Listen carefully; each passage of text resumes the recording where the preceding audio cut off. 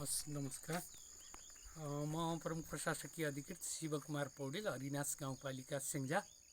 2082 साल अहिले लागिराखेको छ। यसमा आज नीति तथा कार्यक्रम प्रस्तुत भयो, त्यो सम्पन्न भएको छ।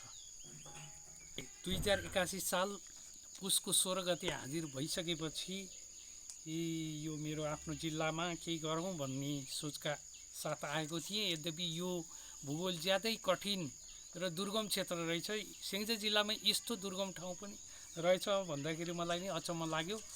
अब सडक पहुँच यता हाम्रो तनहुँ क्षेत्रबाट आएको रहेछ। मैले चाहिँ कृषि पर्यटनमा यो पालिकामा धेरै गर्न सकिने देखियो। यसको लागि अब सङ्घ प्रदेशले पनि अवश्य पनि सहयोग गर्नुपर्ने हुन्छ।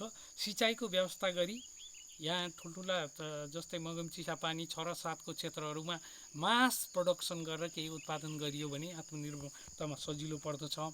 अहिले यहाँ गर्नै पर्ने र देखिएको गरिरहेको भन्नै पर्ने लायक चाहिँ यो अदुवाको पकेट क्षेत्र छ। यहाँ अदुवा उत्पादन गरेर यो चित्रेको तल्लो बेल्टमा र अन्य ठाउँमा पनि प्रशस्त अदुवा उत्पादन भएर बाहिर एक्सपोर्ट गरिँदो रहेछ। बाहिर जिल्लामा जाँदो रहेछ, चितवन करेन्टार इलाकामा। यसै गरेर यहाँको उत्कृष्ट मैले देखेको सडक सञ्जाल रहेछ। सडक सञ्जालका मैले सडकको अभिलेखीकरण गर्ने काम आएपछि लगत्तै गरेँ। 107 वटा विभिन्न सडक, मुख्य सडक, सहायक सडक, त्यहाँभन्दा पनि साना साना सडकहरू पनि रहेछन् र पालिकाले उत्पादनमा जोड दिनुपर्ने मैले देखेँ। यहाँ त तरकारी पनि भिमादबाट अथवा खैरेन्टारबाट गाडीमा आएर हप्ताको 2-3 दिन 4 दिन यसरी ल्याउँदाखेरि यहाँ उत्पादनमा कमी भएर समस्या भएको देखेर यसलाई चाहिँ उत्पादनमा जोड दिनुपर्ने आवश्यकता ठहरे। मैले 4 नम्बरमा म आएपछि मैले नै के नै गरेँ त, मेरो आफ्नै पहलमा अब राज्यले दिएका नीति निर्देशन र विधि विधानलाई दिएको वार्षिक कार्यक्रम अनुसार त साबिक हुने नै भयो, गरि नै राखिएको छ। त्यसबाहेक मेरो आफ्नो व्यक्तिगत पहलमा सडक बोर्ड नेपालबाट फागुन 1 गते सम्झौता गरेर 11 लाख रुपियाँ लिएर अहिले रामछी क्षेत्रमा केही सडक थप सुधारको लागि काम गरिएको छ।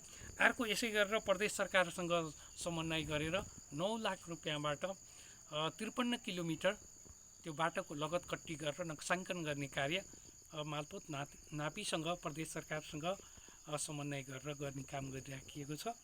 र त्यो चाहिँ 53 किलोमिटर भनिएकोमा 60 किलोमिटर सकेर अहिले हामीले कागजपत्र प्रदेशमा पठाएका छौँ रकम निकासाको लागि, र 11 लाख रुपियाँ पनि सडक बोर्ड काम सकेर निकासाको लागि पठाइएको छ। यो 20 लाखको काम गरियो भने अर्कोतर्फ अहिले हामीलाई समस्या अन्तिममा मैले 5 नम्बरमा स्रोत साधन अपुग छ। हामीले चाहिँ यो दुर्गम क्षेत्रमा कर्मचारीहरू पनि आउन नहुने त्यो समस्या छ। अर्कोतर्फ सङ्घले पनि हामीलाई आशा गरेको छ, प्रदेशले पनि केही स्थानीय तहले गरोस् भनेको छ। यद्यपि हामीसँग प्रशस्तै स्रोत साधन भएमा प्रशस्तै काम गर्न सकिन्थ्यो। स्रोत साधन नभएकोले हामीले काम गर्न सकिरहेको छैन। बजेटको अभाव, कर्मचारीको अभाव, अन्य निकायहरूसँग समन्वयको पनि अभाव। यो दुर्गम क्षेत्रमा विभिन्न समन्वय पनि आवश्यक पर्दो रहेछ। यो समन्वयको नि अभावको कारणले गर्दाखेरि अप्ठ्यारो भएको छ। यद्यपि यी अप्ठ्यारामा जुधेरले पालिकाको तर्फबाट प्रशस्तै काम भएको ब्यौरा मैले यहाँहरूको सञ्चार माध्यम मार्फत प्रकाश पार्न सक्छु। यही नै हो। हस्, धन्यवाद।